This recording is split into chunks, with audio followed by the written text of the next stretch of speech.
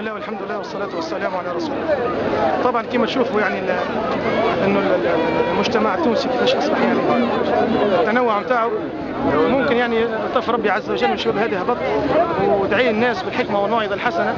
فهمت؟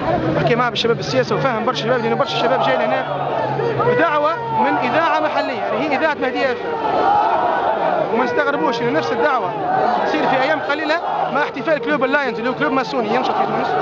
كلوب الروتاريه قاعد ينشط وعندهم يعني كلوب اللاينز احتفال الان، فهمت؟ ينشط الان ونفس الدعوات زادت مع الوقت هذا. لا لشيء حتى صرف الراي العام على القضايا المهمه للثوره. القناصه عندنا عامين ونص وعندنا عامين من الثوره ما تشد حتى قناص. 300 تونسي ولا اكثر من 300 تونسي مات ما تشد حتى قناص. عندنا النظام الفاسد الدوله تنحى. عندنا داخلين مازال تعذب في العباد، عندنا مازال الناس في الحبوسات، وعندنا اموال يعني المنهوبه الدوله رجعت، والتجمع المنحل الدوله اقسم.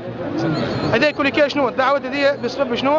لصرف الراي العام على القضايا المهمه نتاعهم.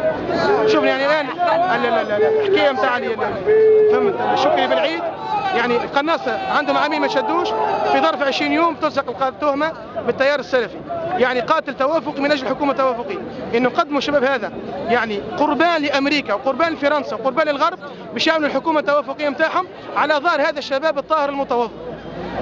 عامين كاملين والقناصه ما فماش، حتى البعض خرج وقال اشاعه، فهمت كيف؟ ثم يخرج علينا الان يعني ويكيل التهم يعني للشباب السلفي، وخاصه مساله الهارلم شيك هذه.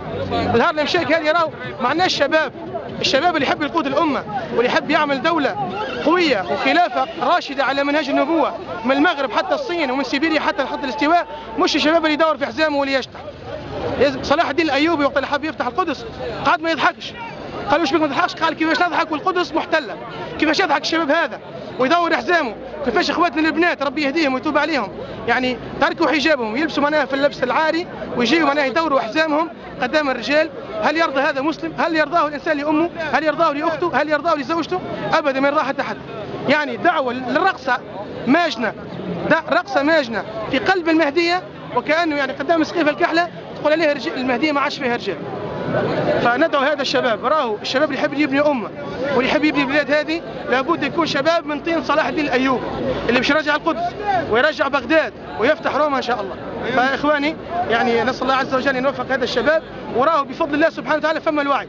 برشا شباب جاي من الاول على اساس ما عجبتوش الحكايه، كي حكينا معاهم وفهمناهم فهموا الموضوع وتقبلوه وعرفوا انه هذا راهو يعني ما هي الا مخطط ماسوني لصرف الراي العام على القضايا المهمه. والله اعلم، وصلي اللهم وسلم على محمد وعلى اله وصحبه اجمعين، واخر دعوانا الحمد لله.